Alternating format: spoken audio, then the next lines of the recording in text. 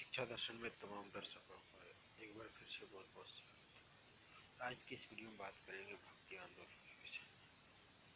दोस्तों, इस चैनल में हिंदी साहित्य हो या व्याकरण, काव्य शास्त्र हो या पाश्चात्य शास्त्र, भाषा विज्ञान हो या पत्रकारिता, इन सभी विषयों पर इस चैनल में वीडियो मिल जाएंगे। यदि आपके पास कोई प्रश्न या सुझाव है तो हमें कमेंट बॉक्स में बता सकते हैं। यदि आप इस चैनल में नए हैं तो चैनल को सब्सक्राइब कर लें ताकि आप तक वीडियो पहुंच सके। तो वीडियो को शुरू करते हैं और जानते हैं।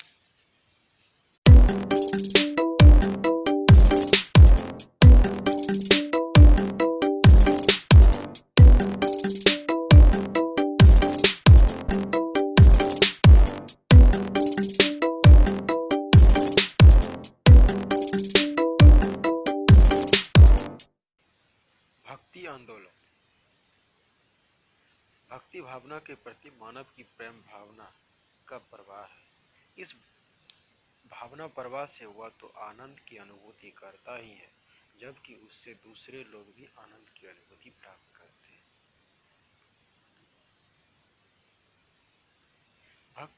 भक्ति भावना जो है वह प्रेम भावना का प्रवाह है। इस भावना से आनंद की अनुभूति मिलती है, जबकि दूसरे लोग आनंद को प्राप्त करते हैं। भक्ति का मूल उद्गम हमें वेदों से ही दिखाई पड़ते हैं। भक्ति का मूल उद्गम हमें वेदों से ही दिखलाई पड़ने लगता है। वह उनकी भक्ति भावना का ही प्रयास है, जिससे ऋषियों ने गहरी श्रद्धा और अनुरक्ति के द्वारा देवताओं पर ऋचाएं लिखी है।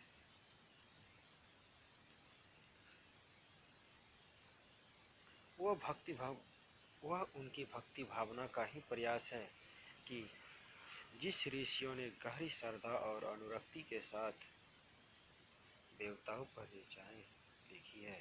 विष्णु को भगवान रूप में प्रतिष्ठा मिल चुकी थी। गीता इसका प्रमाण है। इस कृति में ज्ञान, भक्ति और कर्म का श्रेष्ठ समन्वय भी हुआ है।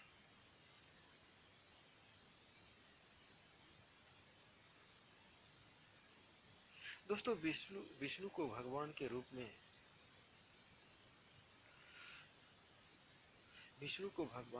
में प्रतिष्ठा मिल चुका है।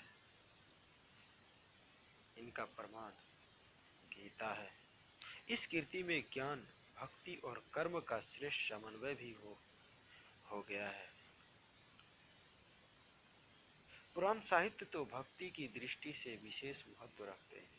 पुराण काल में वैष्णव भक्ति का बड़ा ही चमत्कारी वर्णन मिलता है। पुराण साहित्य में भक्ति की दृष्टि से विशेष महत्व है और पुराण काल में वैष्णव भक्ति का बड़ा ही चमत्कारी वर्णन मिलते हैं।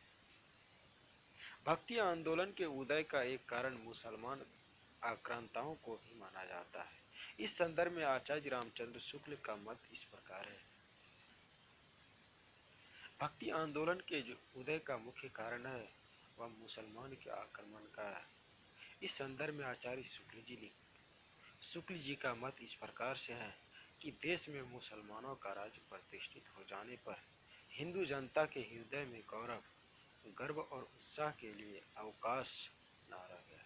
उनके पास सामने ही उनके मंदिर गिराए जाते थे, देव मूर्तियां तोड़ी जाती थी और पूज्य पुरुषों का अपमान होता था और वे कुछ न कर सकते थे। दोस्तों, शुक्ल जी कह रहे हैं कि देश में मुसलमानों का राज स्थापित हो गया। हिंदू जनता के हृदय में गौरव, गर्व और उत्साह के लिए अवकाश नहीं रह गया। उसके सामने मंदिर को गिरा दिया जाता था, देवी देवताओं की मूर्ति को तोड़ दिए जाते थे और पूजनीय पुरुषों का अपमान होता था और वे कुछ नहीं कर पाते थे। ऐसी स्थिति में अपनी वीरता की गीत न तो वे गा ही सकते थे और ना बिना लज्जित हुए सुन ही सकते थे। आगे चलकर जब मुस्लिम साम्राज्य दूर तक स्थापित हो गया तब परस्पर लड़ने वाले स्वतंत्र राज्य भी नहीं रह गए। दोस्तों आगे कह रहे हैं कि ऐसी स्थिति में अपनी वीरता के जो गीत हैं वह नहीं गा सकते थे और न ही बिना लज्जित हुए सुन पाते थे, न लज्जित हुए सुन सकते थे। आगे चल कर के जब मुस्लिम साम्राज्य दूर दूर तक स्थापित हो गया तब लड़ने वाले स्वतंत्र राज्य भी नहीं बचे। इतने भारी राजनीतिक उलटफेर के नीचे हिंदू जनता पर उदासी छाई रही। अपने पौरुष से हताश जाति के लिए भगवान की शक्ति और करुणा की ओर ध्यान ले जाने के अतिरिक्त दूसरा मार्ग ही क्या था। दोस्तों आगे चल कर के मुस्लिम साम्राज्य दूर दूर तक स्थापित हो गए और लड़ने के लिए स्वतंत्र राज्य भी नहीं बच पाए। इतने भारी राजनीतिक उलटफेर में हिंदू जनता पर उदासी छाई रही और अपने पौरुष से हताश जाति के लिए भगवान की शक्ति और करुणा की ओर ध्यान ले जाने के अतिरिक्त और दूसरा मार्ग नहीं था। भक्ति आंदोलन के आचार्यों में शंकराचार्य, रामानुज, निम्बार्क, रामानंद, महावाचार्य, वल्लभाचार्य, चैतन्य महाप्रभु आदि रहे। भक्ति आंदोलन के जो आचार्य हैं वह शंकराचार्य, रामानुज, निम्बार्क, रामानंद, महावाचार्य, वल्लभाचार्य, चैतन्य महाप्रभु, ये सभी भक्ति आंदोलन के आचार्य हैं। हिंदी का भक्ति आंदोलन संवत 1400 से 1700 तक माना गया है। इनमें प्रमुख रचनाकार कबीरदास, रैदास, नानक, जायसी, सूरदास, मीरा, तुलसीदास आदि दिग्गज कवियों ने भक्ति कालीन परिवेश के आंदोलन के रूप में उद्घाटित किया। हिंदी के भक्ति आंदोलन संवत 1400 से 1700 तक माना गया है। इसमें जो प्रमुख रचनाकार है वे कबीरदास, रैदास, नानक, जायसी, सूरदास, मीरा, तुलसीदास, वे सभी भक्ति काल के परिवेश को आंदोलन के रूप में उद्घाटित किए हैं। भक्ति के उत्थान का तृतीय काल 1375 ईस्वी से माना जाता है। इस काल में हिंदी साहित्य भक्ति से ओतप्रोत था, इसलिए हिंदी साहित्य के इतिहास में यह काल भक्ति काल कहलाता। दोस्तों भक्ति के जो उत्थान का तृतीय काल है वह 1375 ईस्वी से माना जाता है और इस काल में हिंदी साहित्य भक्ति से ओतप्रोत थे, इसलिए हिंदी साहित्य के इस काल को भक्ति का काल कहा गया। भक्तिकालीन भक्ति मध्यकालीन भक्ति का विकास दो शाखाओं में हुआ, निर्गुण तथा सगुण।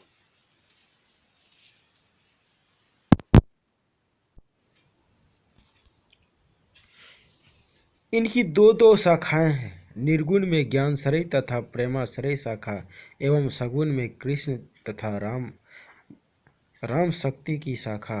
इस प्रकार भक्ति आंदोलन का संक्षेप में विश्लेषण इस प्रकार किया जा सकता है। दोस्तों मध्यकालीन भक्ति का विकास दो शाखाओं में हो गया, पहला निर्गुण, दूसरा सगुण। इनकी भी दो शाखाएं हो गए, निर्गुण में ज्ञानश्रयी और प्रेमाश्रयी शाखा और सगुण में कृष्ण तथा राम भक्ति शाखा। इस प्रकार भक्ति आंदोलन का संक्षिप्त विश्लेषण इस प्रकार से किया जा सकता है। तो भक्ति आंदोलन, भक्ति दो भागों में प्रवाहित होकर चली। पहला सगुण, दूसरा निर्गुण। सगुण भक्ति आगे दो भागों में विभाजित हुई, पहला राम भक्ति, दूसरा कृष्ण भक्ति। निर्गुण भक्ति के भी दो दो भाग इस प्रकार है। संत मत, जिसको ज्ञान श्रयी शाखा भी कहते हैं, दूसरा सूफी मत, जिसको प्रेमाश्रयी शाखा कहते हैं। भक्ति आंदोलन के विषय में विभिन्न विद्वानों के मत इस प्रकार रहे हैं। आचार्य रामचंद्र शुक्ल ने भक्ति आंदोलन को पराजित मनोवृत्ति का परिणाम तथा मुस्लिम राज्य की प्रतिष्ठा की प्रतिक्रिया माना है। आचार्य रामचंद्र शुक्ल जी ने आंदोलन को पराजित मनोवृत्ति के परिणामतः तथा मुस्लिम राज्य की प्रतिष्ठा की प्रतिक्रिया माना है। आचार्य शुक्ल ने लिखा है, अपने पौरुष से हताश जाति के लिए भगवान की शक्ति और करुणा की ओर ध्यान ले जाने के अतिरिक्त दूसरा मार्ग ही क्या था। दोस्तों, शुक्ल जी लिख रहे हैं कि अपने पौरुष से हताश होकर के जाति के लिए भगवान की शक्ति और करुणा की ओर ध्यान ले जाने के अतिरिक्त और दूसरा मार्ग है। मार्ग क्या है, क्या था? डॉक्टर ताराचंद आदि विद्वानों ने माना है कि भारतीय भक्ति आंदोलन मुस्लिम संस्कृति के संपर्क की देन है और शंकराचार्य, निम्बार्क, रामानुज, रामानंद, बल्लभाचार्य, आलवार संत तथा लिंगाचत आदि संप्रदायों के दार्शनिक मान्यताओं पर मुस्लिम प्रभाव था। डॉक्टर ताराचंद विद्वानों ने माना है कि भारतीय भक्ति आंदोलन मुस्लिम संस्कृति के संपर्क की देन है और शंकराचार्य, निर्वाक, रामानुज, रामानंद, बल्लभाचार्य, आलवार संत तथा लिंगाचत, ये सभी संप्रदायों की दार्शनिक मान्यताओं पर मुस्लिम के प्रभाव है। प्राय अधिकांश विद्वानों का मत है कि भक्ति का बिखा ऐसा नहीं है जो विदेशों से लाया गया है, ना ही यह निराशा प्रवृत्ति जन्य है और ना ही किसी प्रतिक्रिया का फल। वस्तुतः यह एक प्राचीन दर्शन प्रवाह और प्राचीन सांस्कृतिक परंपरा की एक अविच्छिन्न धारा है। दोस्तों, यह अधिकांश विद्वानों का मानना है कि भक्ति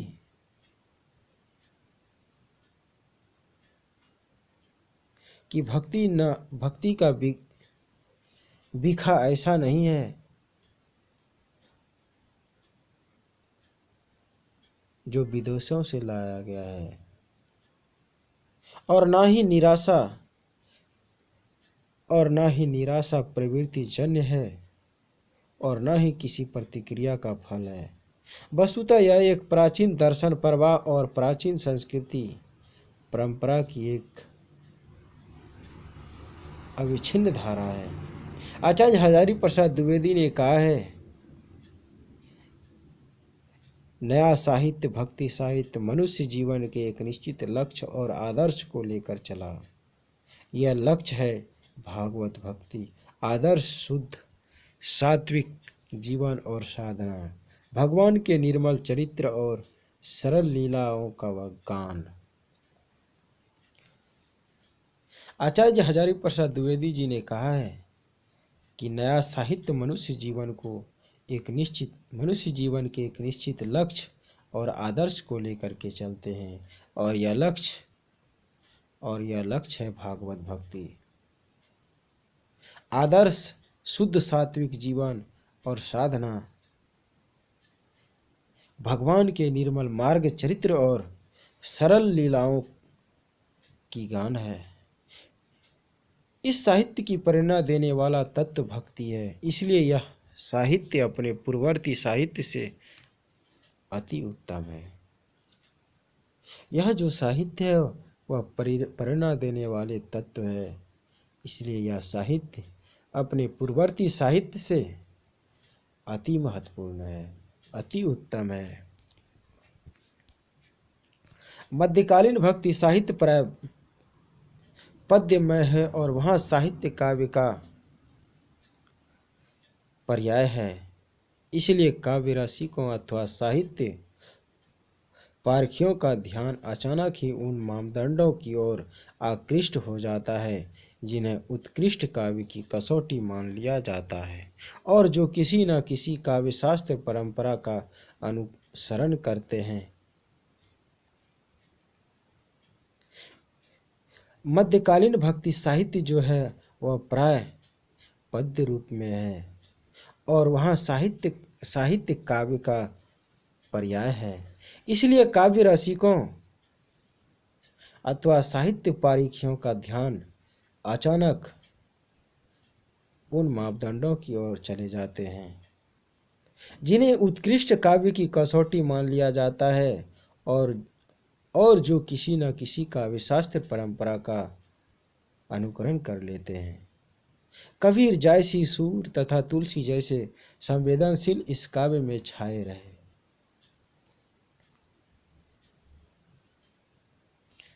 इस समय संस्कृत की टीकाओं व्याख्याओं की सृष्टि होती रही। इसमें कबीर जैसी सूर और तुलसी जैसे संवेदनशील कवि इस काल में छाए रहे और इस समय संस्कृत की टीकाओं व्याख्याओं की सृष्टि होती रही। धार्मिक संघर्ष के इस युग में तत्कालीन बादशाहों तथा राजाओं के भक्ति कवियों ने प्रशस्ति, श्रृंगार, रीति, नीति आदि से संबंधित मुक्तक और प्रबंध दोनों प्रकार की रचनाएं की। इस काल में वीर रस प्रधान काव्यों की रचना हुई तथा इसके साथ साथ अन्य रसों की भी रचनाएं लगातार आती रही।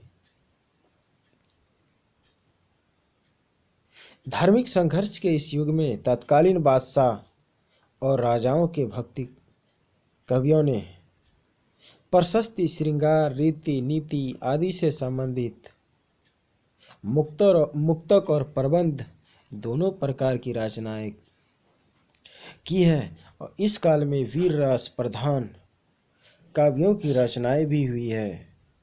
साथ ही इनके साथ साथ अन्य रसों की भी रचनाएं आती रही है। मुगल बादशाह शेरशाह सूरी और शाहजादे तथा अनेक प्रादेशिक मुस्लिम शासकों के अतिरिक्त अनेक हिंदू राजाओं ने हिंदी भाषा को प्रोत्साहन तो दिया, परंतु संस्कृत के समानांतर हिंदी को वह सम्मान न मिल सका जो उसे मिलना चाहिए था। मुगल बादशाह शेरशाह सूरी और शाहजादे तथा अनेक प्रादेशिक मुसलमान शासकों के अतिरिक्त अनेक हिंदू राजाओं ने भी हिंदी भाषा को प्रोत्साहन दिया, लेकिन संस्कृत के समानांतर हिंदी को सम्मान नहीं मिल पाया जो उसे मिलना चाहिए था। राजस्थानी ब्रजभाषा की रचनाएं अधिकता में देखने को मिलते हैं और इनमें भक्ति भावना का प्रखर स्वर है। यहाँ पर राजस्थानी ब्रजभाषा की रचनाएं अधिक देखने को मिल जाते हैं और इसमें भक्ति भावना का प्रखर स्वर भी है। धर्म की व्याख्या करने वाले इस काव्यों में उच्च कोटि के काव्य के दर्शन होते हैं। उनकी आत्मा भक्ति है, इसका जीवन स्रोत रस है और उसका शरीर मानव है। इस युग का भक्ति साहित्य हृदय, मन और आत्मा को प्रभावित करता है।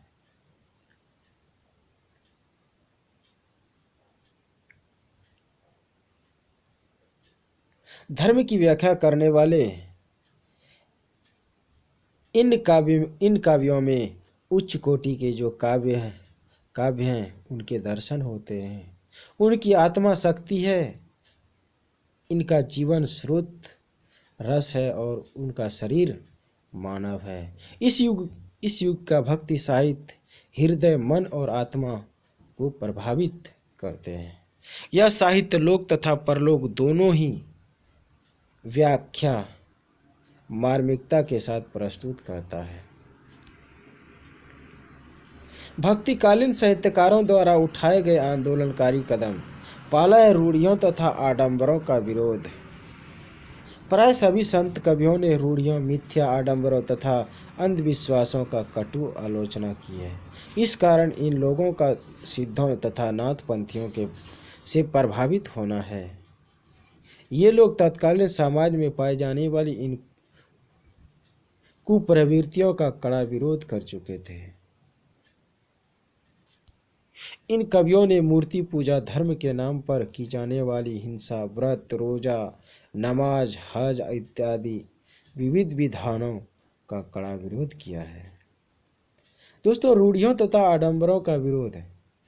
इनमें प्राय सभी संत कवियों ने रूढ़ियाँ, मिथ्या, आडंबर, अंधविश्वास, कटु आलोचना, इन सभी का विरोध किया है। इसका कारण इन लोगों का सिद्धों और नाथपंथियों से प्रभावित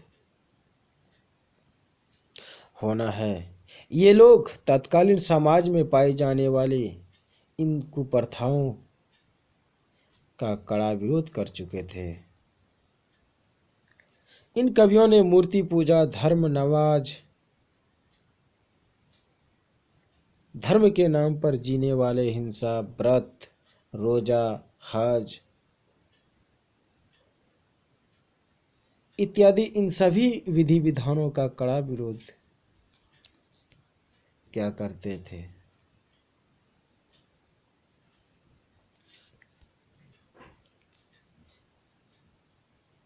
बकरी पाती खात है, ताकि काड़ी खाल, जो जन बकरी खात है, तिनको कौन हवाल।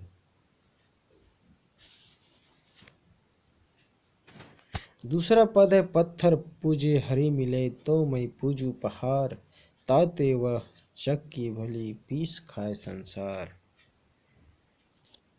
काकर पाथर जोरी के, मस्जिद लाई बनाए, ता चढ़ी मुल्ला बांग दे, बहरा हुआ खुदाए। दूसरा, आत्मसमर्पण की भावना। संत एवं भक्ति साहित्य में सभी इतिहासकारों की मान्यता रही है, क्योंकि भक्ति के क्षेत्र में जब तक कोई व्यक्ति अपने यहाँ अथवा मैं भी भगवान को मिटा नहीं देता, तब तक उसे किसी प्रकार की आध्यात्मिक उपलब्धि नहीं हो सकती। दोस्तों, दूसरा आत्मसमर्पण की भावना। इसमें संत और भक्ति साहित्य में सभी इतिहासकार की मान्यता रही है कि भक्ति के क्षेत्र में जब तक कोई व्यक्ति अपने अहंकार अथवा मैं की भावना को मिटा नहीं देते हैं, तब तक उनको किसी प्रकार की आध्यात्मिक उपलब्धि नहीं हो सकती है, नहीं मिल सकती है। तुलसी ने तो अपनी दास्य भक्ति में किसी प्रकार का अंग नहीं रखा। तुलसीदास जी ने अपनी भक्ति में किसी प्रकार के अहंकार को नहीं रखा है। तीसरा है, भजन तथा नाम की महत्ता पर बल। संत कवियों ने ईश्वर प्राप्ति के लिए भजन तथा नाम स्मरण को परम आवश्यक माना है, इसलिए उन्होंने कहा है। इसमें संत कवियों ने ईश्वर की प्राप्ति के लिए भजन और नाम स्मरण को महत्वपूर्ण माना है, परम आवश्यक माना है।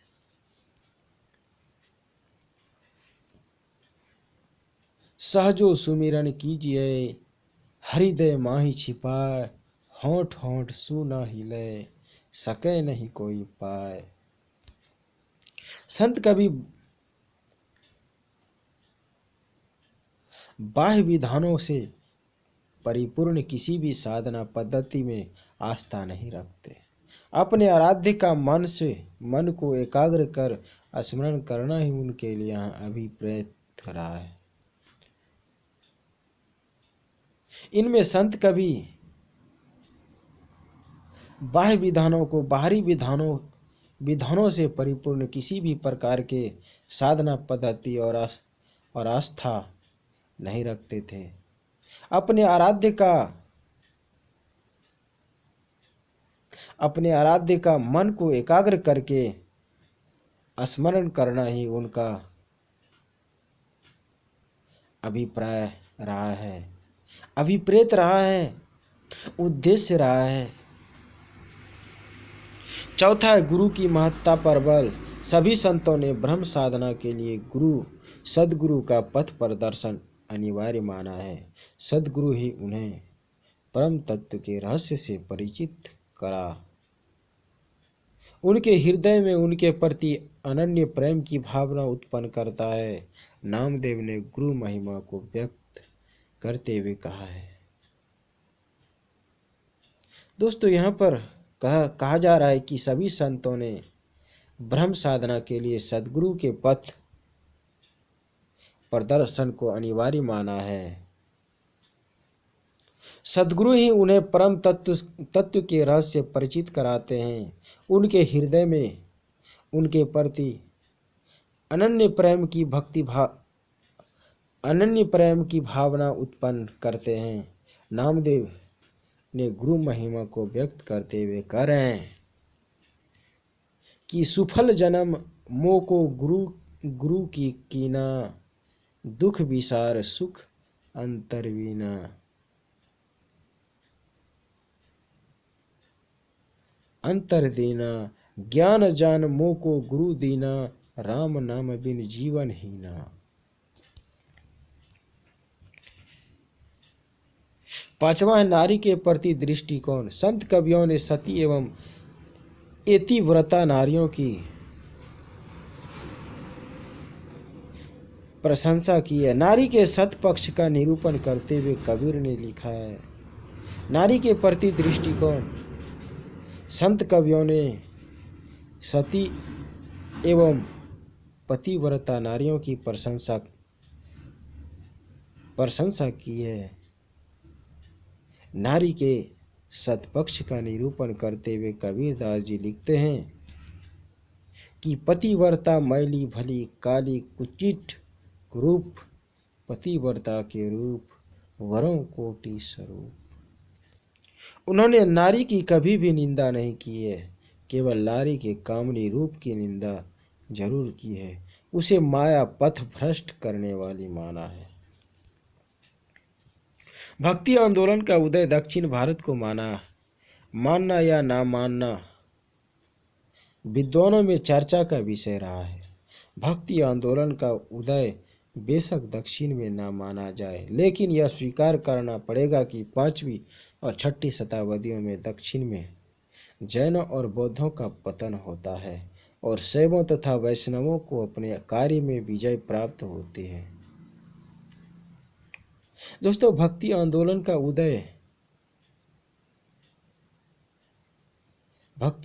का उदय दक्षिण भारत को माना या ना माना जाए, विद्वानों में चर्चा का यह विषय रहा है। भक्ति आंदोलन का उदय बेशक दक्षिण में ना माना जाए, लेकिन यह स्वीकार करना पड़ेगा कि 5वीं और 6ठी शताब्दी में दक्षिण में जैनों और बौद्धों का पतन होता है और शैवों तथा वैष्णवों को अपने कार्य में विजय प्राप्त होती है। निसंदेह कहा जा सकता है कि तत्कालीन अलवारों तथा नायनमारों का भक्ति आंदोलन में विशेष महत्व रहा है। इस महत्व को निरूपित करते हुए नंदलाल सिन्हा ने कहा है, भारत की एकता तथा हिंदुस्तान का सुधार उपस्थित करने के लिए भक्ति आंदोलन को प्रवृत्त करके दक्षिण के अलवार तथा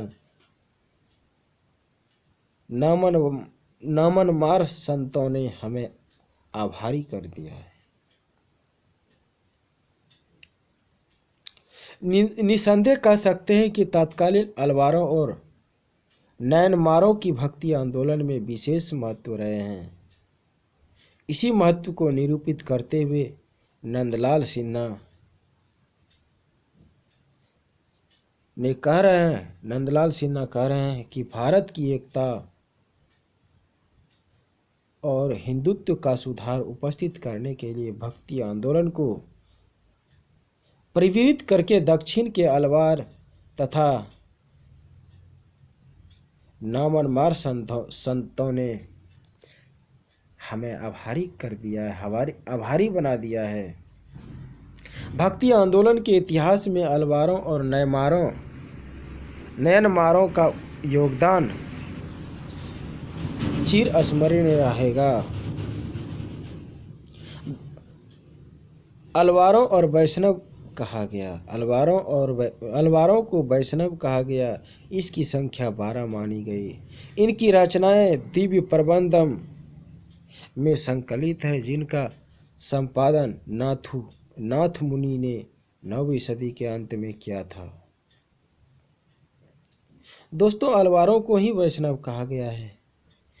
इनकी जो संख्या है वह 12 मानी गई है। इनकी रचनाएं दिव्य प्रबंध में संकलित है, जिसका संपादन नाथ मुनि ने 9वीं सदी के अंत में किए थे। दिव्य प्रबंधम में संकलित पदों की संख्या लगभग 4000 है। नयनमार को वैष्णव कहा जाता है। इनका भी उद्देश्य हिंदू धर्म की रक्षा करना था। इन्होंने अपनी सारी अर्चना शिव को ध्यान में रखकर की है।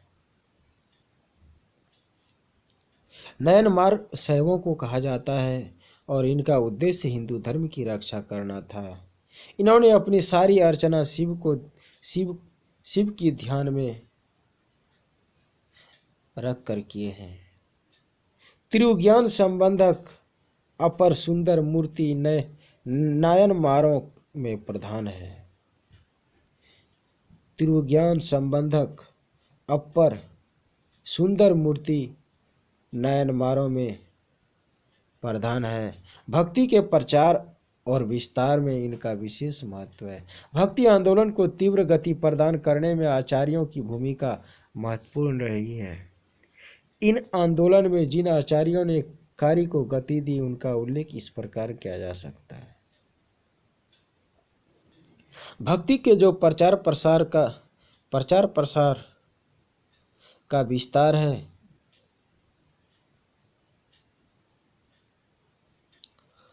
उनमें इनका विशेष महत्व है। भक्ति आंदोलन को गति प्रदान करने में आचार्यों की भूमिका महत्वपूर्ण रही है। इस आंदोलन में जिन आचार्यों ने कार्य को गति प्रदान किए हैं, उनका उल्लेख इस प्रकार से किया जा सकता है। पहला शंकराचार्य का कार्यक्षेत्र सारा भारतवर्ष था। उन्होंने भक्ति का ही प्रचार नहीं किया, वरन आने वाली पीढ़ी का मार्गदर्शन भी किया। अद्वैत का प्रचार करना ही उनके क्षेत्र का लक्ष्य था। अनैतिकता, अंधविश्वास तथा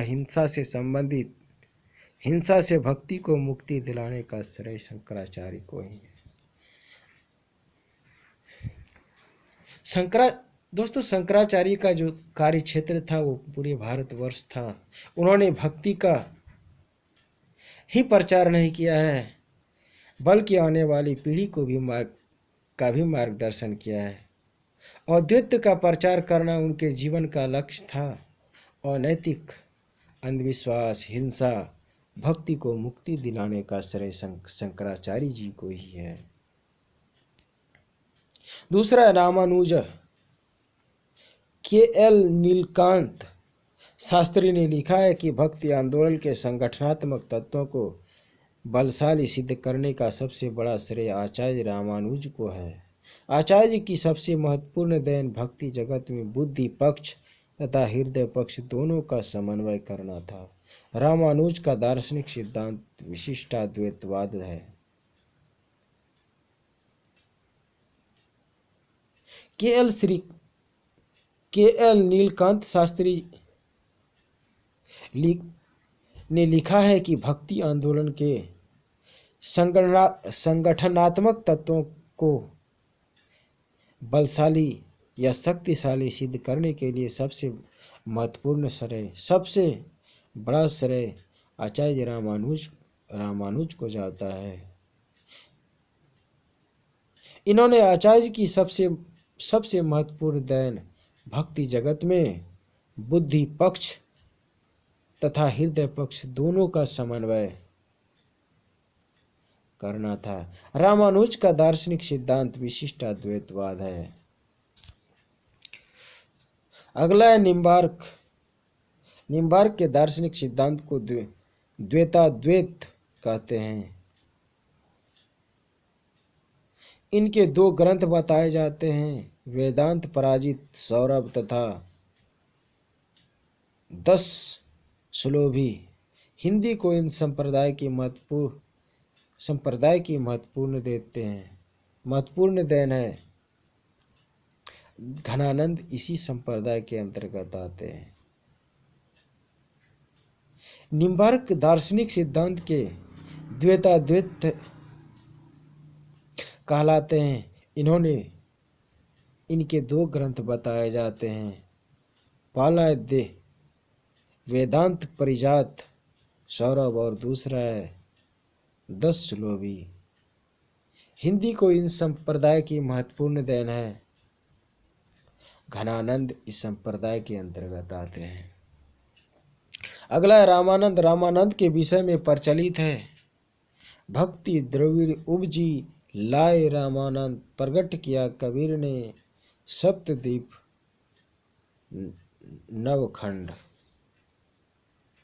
इस संदर्भ में देवी शंकर अवस्थी ने कहा है कि उत्तर भारत में वैष्णव साधना का पहला केंद्र काशी में ही वैष्णवों का बना। दक्षिण में भक्ति रामानंद के गुरु राघवानंद लाए थे, परंतु संभवतः दक्षिण की परिस्थितियों में पले बढ़े राघवानंद उत्तर भारत की मनोवृत्ति के अनुकूल नहीं बन पाए थे, परंतु अपने विद्रोही शिष्य रामानंद को अलग संप्रदाय चलाने की आज्ञा देकर एक समुचित कार्य किया था।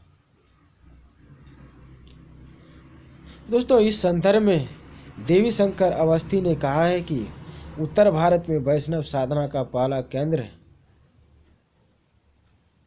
काशी में ही बना था, लेकिन दक्षिण में भक्ति रामानंद के गुरु राघवानंद ने लाए थे, परंतु संभवतः भक्ति की जो परिस्थितियां हैं उनमें पले बढ़े रामानंद उत्तर भारत की मनोवृत्ति के अनुकूल नहीं बन पाए थे, परंतु अपने विद्रोही शिष्य रामानंद को अलग संप्रदाय चलाने की आज्ञा देकर के एक समुचित कार्य किए थे। रामानंद ने भक्ति के क्षेत्र में अनेक महत्वपूर्ण कार्य किए हैं। उन्होंने भक्ति का द्वार सभी वर्गों और जातियों के लिए खोला।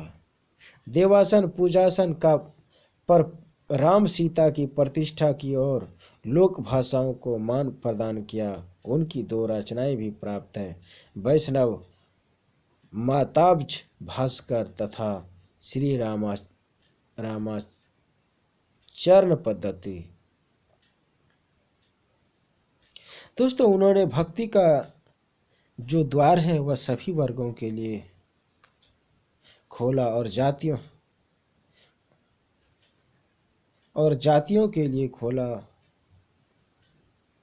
देवासन पूजासन पर राम सीता की प्रतिष्ठा की और लोक भाषाओं को मान प्रदान किए।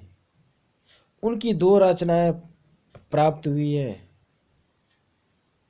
वैष्णव माताब्ज भास्कर और दूसरा श्री रामाचरण पद्धति।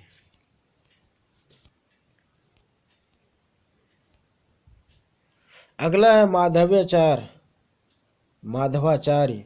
आचार्य माधवाचार्य का जन्म 1197 में कर्नाटक में माना जाता है। इन्होंने द्वैतवादी मत का प्रवर्तन किया है। गीता भाष्य विष्णु विष्णु तत्व निर्णय, ब्रह्म सूत्र भाष्य, उपनिषद भाष्य, सदाचार, स्मृति आदि अनेक प्रधान उनके प्रधान ग्रंथ हैं। आचार्य माधवाचार्य का जन्म 1197 में कर्नाटक में माना जाता है। इन्होंने द्वैतवादी मत का प्रवर्तन किए थे। गीत भाष्य, विष्णु तत्व निर्णय, ब्रह्म सूत्र भाष्य, उपनिषद भाष्य, सदाचार, स्मृति इनके प्रधान ग्रंथ हैं। माधवाचार्य के मायावाद का विरोध करते हुए उनका खंडन किया था। चैतन्य संप्रदाय के प्रवर्तक चैतन्य महाप्रभु माधव संप्रदाय के भक्त थे। अगला बल्लभाचार्य शुद्ध द्वैतवाद, जिसे पुष्टि मार्ग कहते हैं, के प्रवर्तक थे। आचार्य बल्लभ मायावादियों तथा नास्तिकों के घोर विरोधी थे। बल्लभाचार्य की भक्ति पद्धति का नूतन रूप और उनमें कृष्ण के माधुर्य भाव की उपासना की स्वीकृति अपनी विशिष्ट देन है। बल्लभाचार्य जी शुद्धाद्वैतवाद के प्रवर्तक थे। उन्होंने आचार्य बल्लभ मायावादियों तथा नास्तिकों के घोर विरोधी थे। बल्लभाचार्य की भक्ति पद्धति का नूतन रूप और उनमें कृष्ण के माधुर्य भाव की उपासना की स्वीकृति अपनी विशिष्ट देन है, जो विष्णु स्वामी के युग में किसी भी रूप में प्रचलित नहीं थी।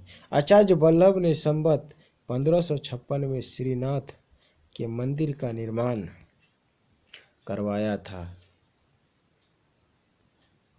आचार्य बल्लभ जी ने संवत 1556 में श्रीनाथ के मंदिर का निर्माण करवाए। हिंदी भक्ति साहित्य की राम समृद्धि में इस मंदिर का बड़ा महत्व रहा है। इस संदर्भ में देवी शंकर अवस्थी ने लिखा है कि यह मंदिर आगे चलकर न केवल बल्लभ संप्रदाय की ही केंद्र पीठ बना, बल्कि अष्टछाप के गायक कवियों की सृजन भूमि भी बनने का गौरव इसी ने प्राप्त किया है।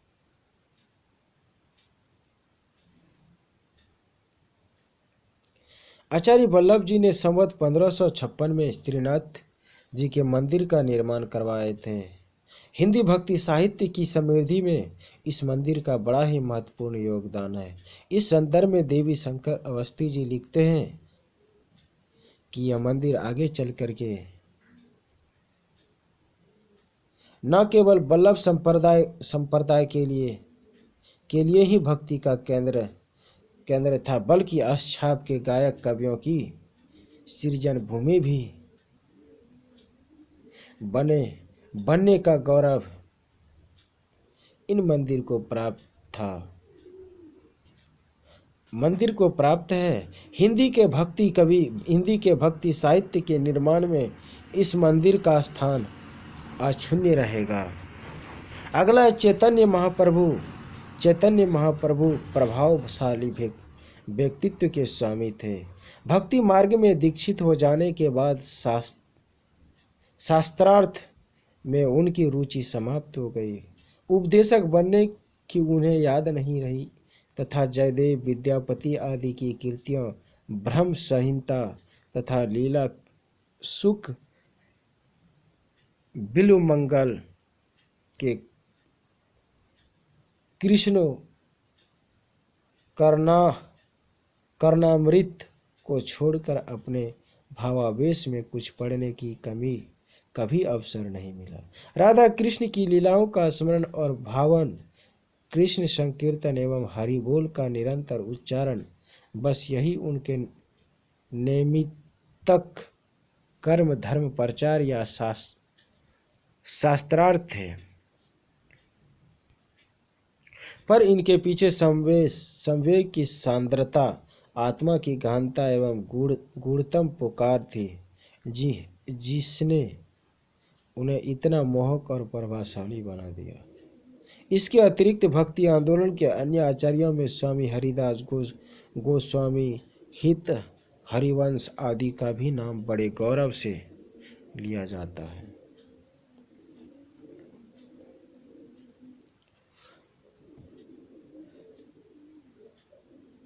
दोस्तों, इनमें राधा कृष्ण की लीलाओं का स्मरण और भगवान कृष्ण के संकीर्तन हरि बोल का निरंतर उच्चारण, बस उनके यही नैतिक कर्म धर्म प्रचार या शास्त्रार्थ है। पर इनके पीछे जो है संवेग की सांद्रता, आत्मा की गहनता और गूढ़तम पुकार थे, जिनसे उन्होंने तमाम मोहक और प्रभावशाली बना दिया है। इसके अतिरिक्त भक्ति आंदोलन के अन्य आचार्यों में स्वामी हरिदास गोस्वामी, हित हरिवंश आदि का भी नाम बड़े गौरव से लिया जाता है। भक्ति आंदोलन सामाजिक विषमता को मिटाकर सामाजिक समता का संदेश देता है। वह जाति पाति, ऊंच नीच, अमीर गरीब में किसी प्रकार का अंतर नहीं मानता है। भक्ति आंदोलन व्यक्तिक और सामाजिक सूचिता पर भी बल देता है, चारित्रिक उन्नति का पक्ष लेता है। भक्ति आंदोलन धार्मिक उदारता पर टिका हुआ है, यह धार्मिक सद्भाव का पक्षधर है। भक्ति आंदोलन जो है वह सामाजिक विषमता को मिटा करके सामाजिक समता का संदेश देते हैं। वह जाति पाति, ऊंच नीच, अमीर गरीब में किसी भी प्रकार के अंतर नहीं मानते हैं।